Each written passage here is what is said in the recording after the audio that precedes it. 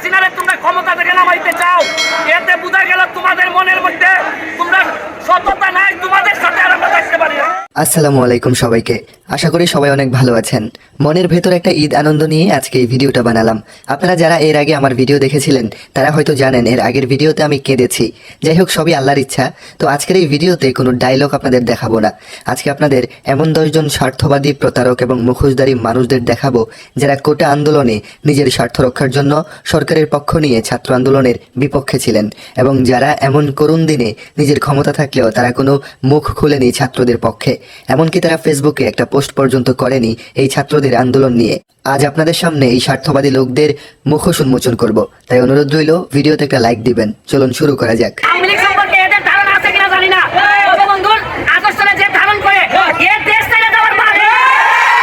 Number 1-এ আছে স্বার্থবাদী টাকালোভী সাকিব আল হাসান।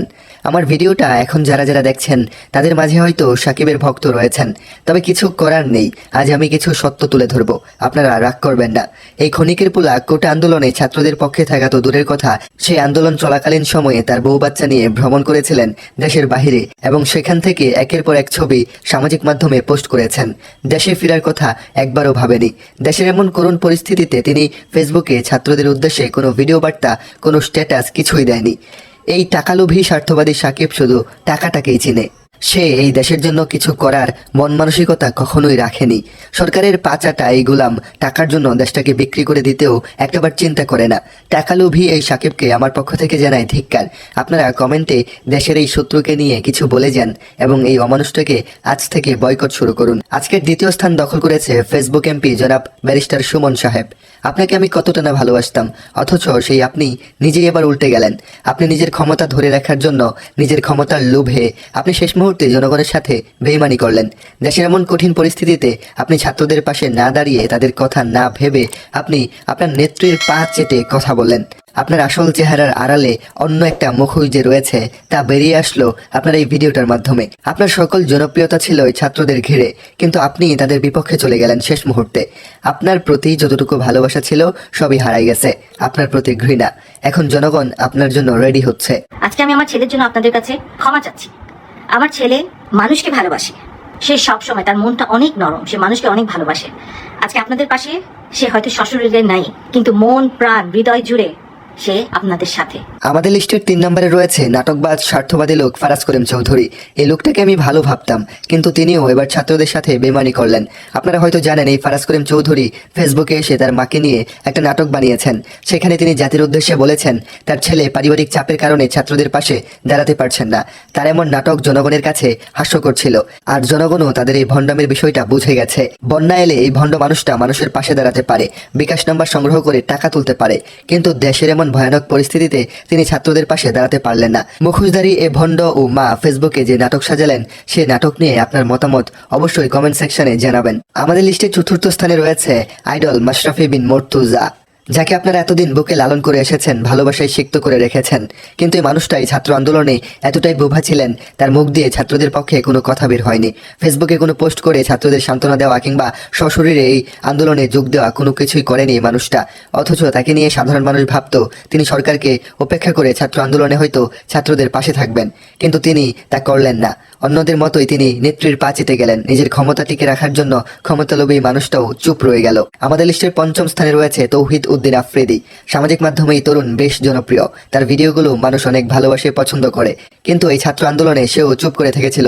ছাত্রদের পাশে দাঁড়ানোর বিপরীতে তার ফেসবুক আইডি সে ডিঅ্যাক্টিভ করে রেখে দিয়েছিল। জনপ্রিয়তায় ডুবে থাকা এই তরুণ মানুষের আবেগের মূল্য দেয়নি, সে ছাত্র সমাজের পাশে দাঁড়ায়নি। এমনিতে দেশে কোনো বন্যা হোক বা কোনো সমস্যা হোক, তাকে সেখানে দেখতে পাওয়া গেলেও এবার ছাত্র আন্দোলনে তাকে দেখা যায়নি। স্বার্থবাদী তালিকার লিস্টের 6 নম্বরে রয়েছে অভিনেতা চঞ্চল চৌধুরী। কোটা আন্দোলন নিয়ে রাজপথে যুদ্ধ করা ছাত্রদের পাশে দাঁড়ায়নি এই অভিনেতা। তার ফেসবুক ওয়ালে কিংবা কোনো ভিডিওর মাধ্যমে ছাত্রদের পাশে দাঁড়াতে দেখা যায়নি তাকে। মানুষ কতটা নিষ্ঠুর হলে এমন কাজটা করতে পারে বলুন? চঞ্চল চৌধুরীর মতো নিজের সামর্থ্য থাকা সত্ত্বেও যারা ছাত্র আন্দোলনের পাশে দাঁড়ায়নি তারা মানসিকভাবে কতটা না ছোট। অথচ মানুষ আশা করেছিল তিনি ছাত্রদের পাশে দাঁড়াবেন, কিন্তু তিনি তা করলেন না। এখন যে মানুষটার কথা বলবো সে আপনার আমার খুব পছন্দের একজন মানুষ। তিনি হলেন নাদির অন দ্য গো চ্যানেলের মালিক নাদির। তিক্ত সত্য হলেও স্বাধীনতার এই যুদ্ধে নাদির অন দ্য গো ছাত্র জনতার পক্ষে কোনো আওয়াজ তোলেননি। নাদির সাহেব একজন ইন্টারন্যাশনাল লেভেলের ট্রাভেল ব্লগার, মানুষ তাকে যথেষ্ট রেসপেক্ট করে, কিন্তু দুঃখের বিষয় মানুষটাও বোবা হয়ে গিয়েছিলেন।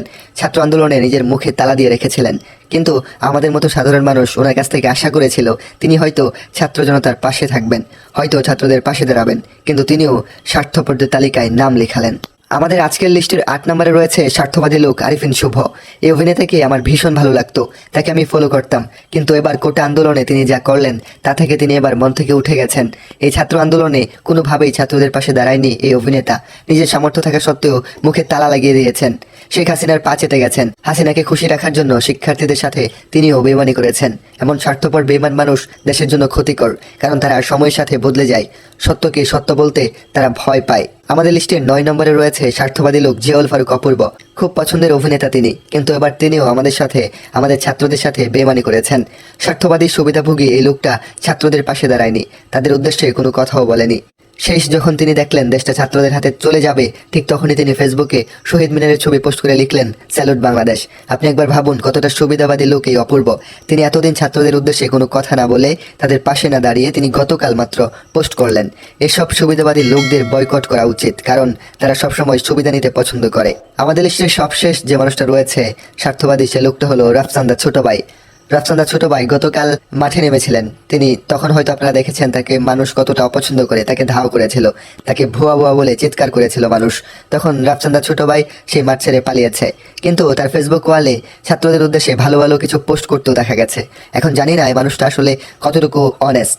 যাই হোক, আপনাদের কাছে ভিডিও কেমন লাগলো এবং এই স্বার্থবাদী লোকদের উদ্দেশ্যে আপনার মতামত কি তা অবশ্যই আমাদের কমেন্টস করে জানাবেন। দেখা হচ্ছে পরের ভিডিওতে। ধন্যবাদ।